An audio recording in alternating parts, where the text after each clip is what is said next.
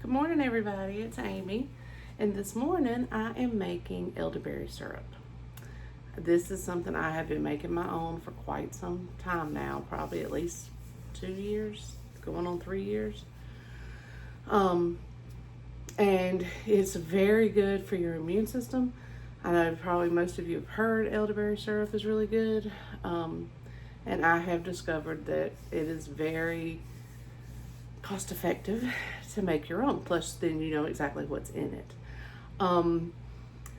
I will share the link of where I bought my first elderberry kit. It is from Dr. Patrick Jones with the Homegrown Herbalist, and he does sell an elderberry syrup kit. It comes with a glass bottle. It comes with enough ingredients for 2 batches, and it comes with his recipe. I'm not going to share the recipe because I don't feel like that's right for his business. But I will share the link for the kit that I got if you are interested in doing that. There's a ton of recipes out there online. If you'd rather search for one, you can do that. I will tell you the ingredients that are in mine, but I'm not going to share the exact recipe. Okay? So I'm going to move my camera forward so that you can see. Let's see if I can bend it. Here we go. Whoops. Okay. So as you can see, my crock pots from the chicken broth that I'm working on, they're still going. So for my recipe, the ingredients are simple. I use water, and just like I talked about in the chicken broth video, I do use either spring water, distilled water, because I am on city water, and I just don't want all that's in city water in my medicines. So that's a personal choice for me. If you are comfortable using tap and that's what you want to do, go for it. Absolute no judgment here. You do what you use what you got. But it is water, elderberries, dried elderberries. I am trying to establish elderberry plants here on my property, but I am not there yet, so I am purchasing dried elderberries. And then you can also use fresh or frozen, whatever you have. I use the dried. It has ginger, cinnamon, and ground cloves. And we will also use raw honey. Okay? So that's the ingredients. And I do store it in the fridge once I'm done. Okay? So and I do vacuum seal my herbs. So I've got to get my tool out. I forgot to do that before I got the camera set up to open my jar. All right. And then I will vacuum seal that again, and I will show you what I do with that. All right, so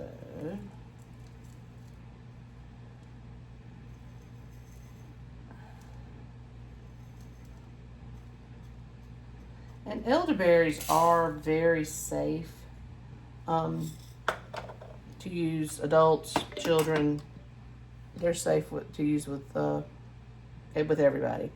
I do, especially during cold and flu season, I do take, you can take anywhere from a teaspoon to a tablespoon. I do take it once a day.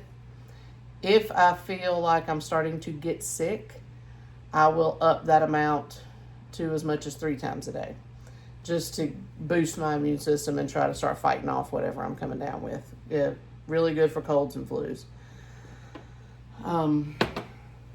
So let me get all this going. And then, first time showing how I make my elderberry syrup.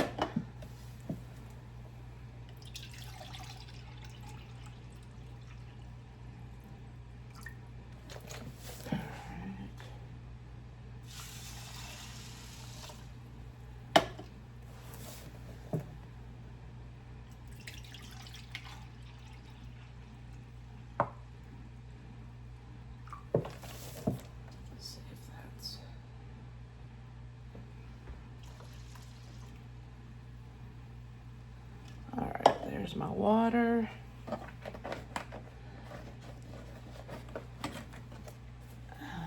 Let's put this over here. All right, so then we have ginger.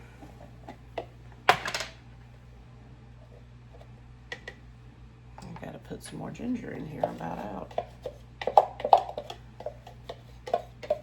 I hope there's enough in here to do my recipe. Oh yeah, there should be.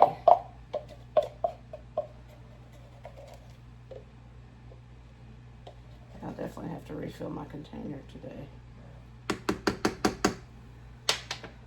Okay.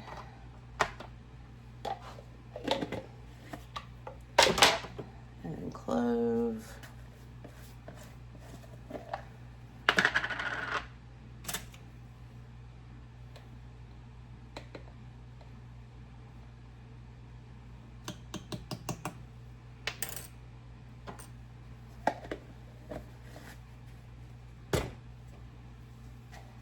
And cinnamon. And sometimes, and this is just a personal preference for me, I will add a little extra cinnamon, just because I like it. That's another joy of making your own stuff, is you get to alter it however you want to, make it yours.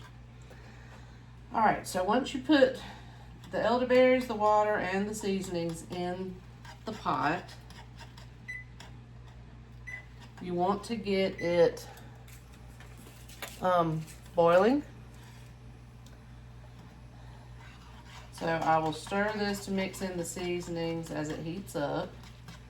And then once we get it boiling, then I will turn it down to simmer and cover it. And you want it to reduce, you want the liquid to reduce as much as half, okay? So once I get to that point, of course, I'll stop the video because nobody needs to watch it simmer for 45 minutes. And then we'll come back and finish it up.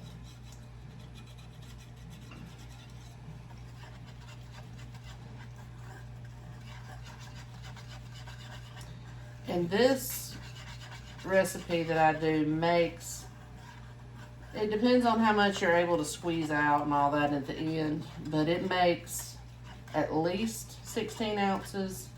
Usually I end up, the jar is a 16-ounce one, and then I usually end up having a little bit in a separate container. I usually end up with a little bit more than that.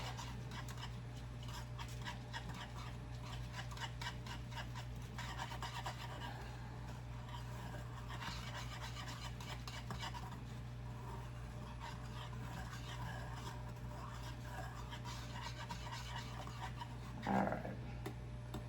My kids will love the fact that I'm making elderberry syrup today. I'm being sarcastic.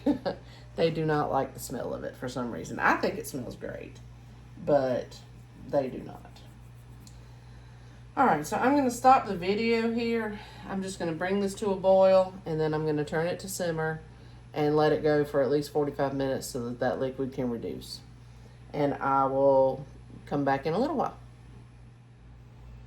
Okay, I made a little bit of a mess, so I had to clean that up. It bubbled over because I was looking for something. So I had it boiling, I've turned it down, and I'm putting the lid on it, and I'm going to set my timer for 45 minutes. All right.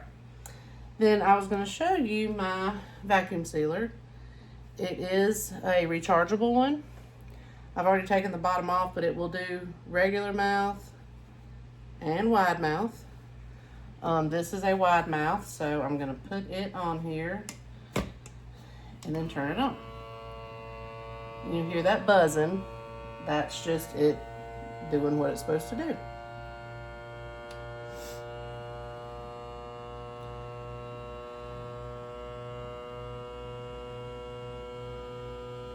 And this just helps whatever you have in there stay fresher longer.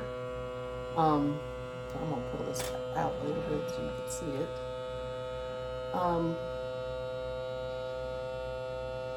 gonna show you when I take it off what it's done. And I can put a link for this if you'd like it. I got it from Amazon. I can put a link in the video description if you're interested. Or you can just search for vacuum sealer and this will pop up. Or lots like this will pop up.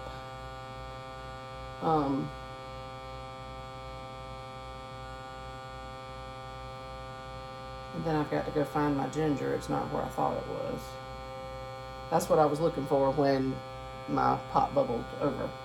I was trying to find my ginger to put in to refill my container. Because I know I got some, I just got to find it. It's not where I thought it was.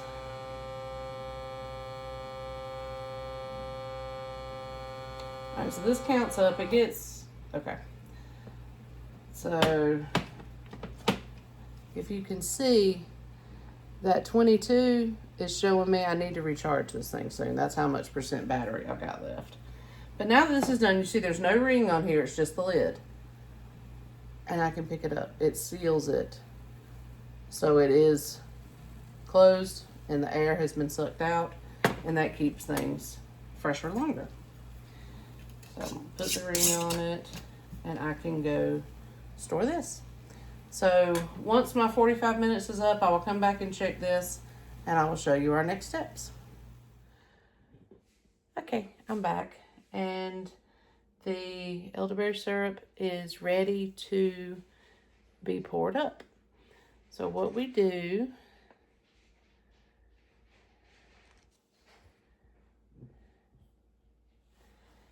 is I use a container and I use a mesh sieve, and because the elderberries are small, they would probably get caught by this, but I use a cheesecloth just to be sure. And then I've let this cool a little bit just so I can deal with it.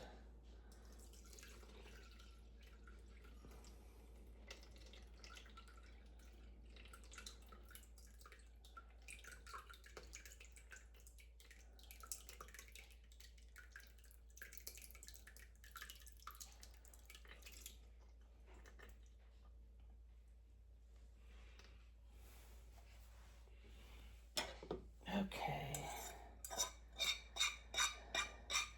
The reason I let it cool a little bit is because at this step, I'm probably going to end up squeezing some of this out. So you've got to be able to handle it.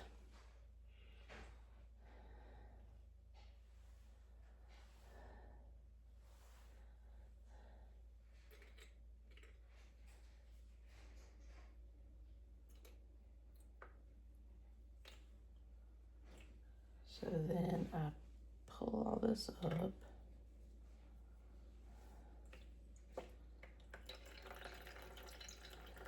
And you can see it's draining.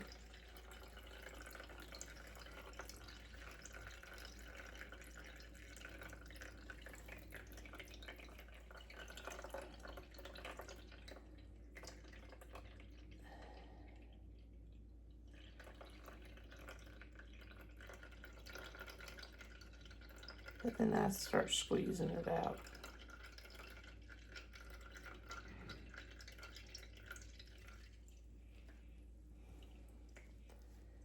And then I'll tighten it in and squeeze some more.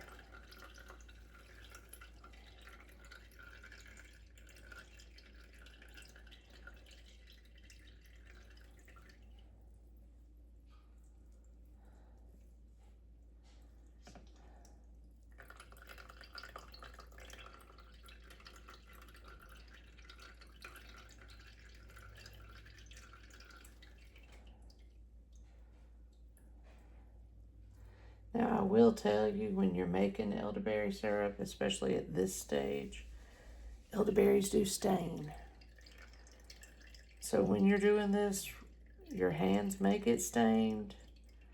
I have worn gloves before to do this, but it doesn't really bother me, so I can wash them, and if they stay stained a little bit, they don't stay stained very long. But I have had shirts ruined when I do this and it splatters back on them. because it is very hard to get it out. So I would suggest wearing clothing that you don't mind if it gets messed up.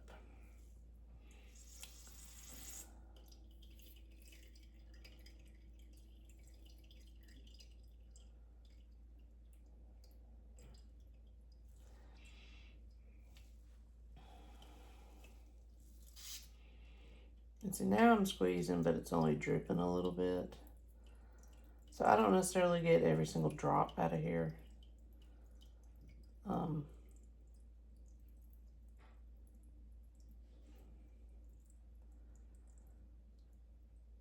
Because I'm also going to be adding honey. And so that gives a lot. So I'm going to get rid of this, wash my hands off, and then I'll add the honey. Okay, so now I use raw honey for this.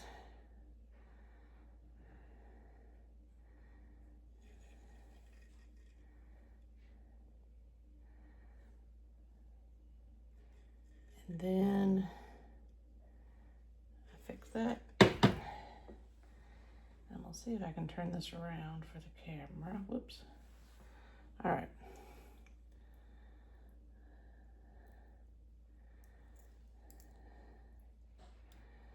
All right, so I pour this in, and you also need the elderberry syrup to be cool enough to handle for this step as well, because you don't want the heat to damage or get rid of the medicinal properties in the honey.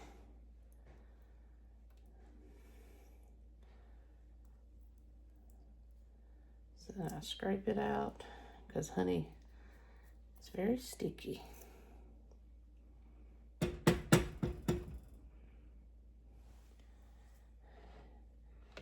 then I stir it up. So if it's still a little bit warm, that helps it dissolve. So you don't necessarily want this to cool down to where it's cold. But you want to be able, you don't want the heat to damage the honey. So as long as you can handle it with your hands, it's fine.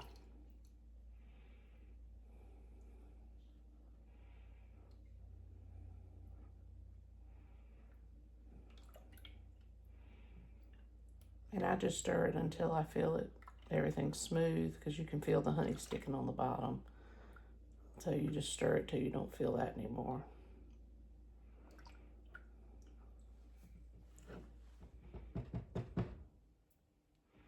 Now I've still got honey stuck to the spatula, so we're going to scrape this out and stir it some more.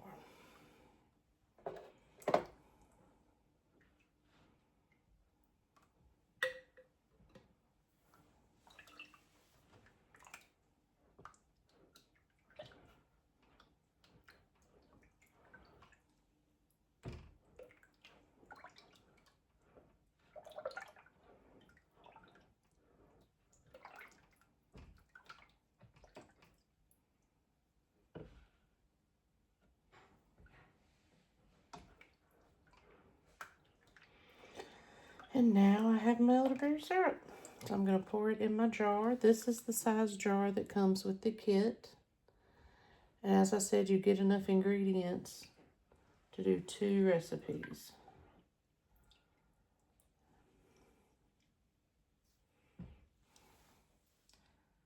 So I'm going to put that right there in case I need to stir anymore. And then let's see if we can do it this way. I am not left-handed. That would be my husband, but we're going to see what I can do here. Whoops.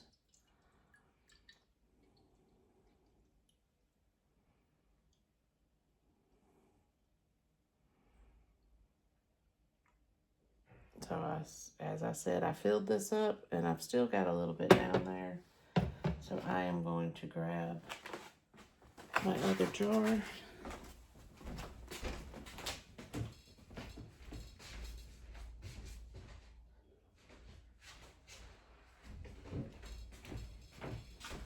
Okay, I think this would hold it.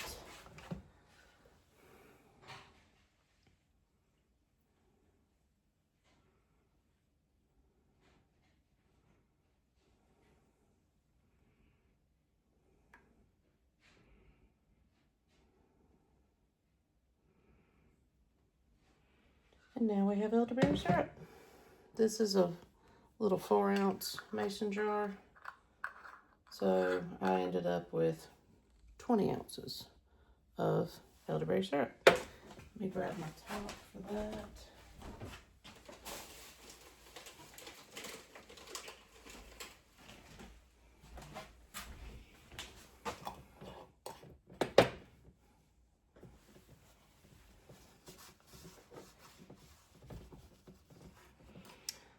So I have, this is roughly 16 ounces, and then 4 ounces. So there's my elderberry syrup. So if you have questions or comments, please leave them, and I will add the link to where you can get this kit if you are interested. Thanks.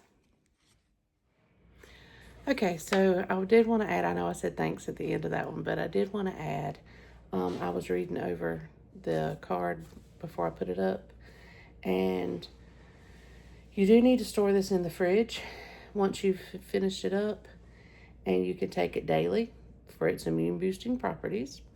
Again, I am not a doctor. This is just stuff that works for me, okay?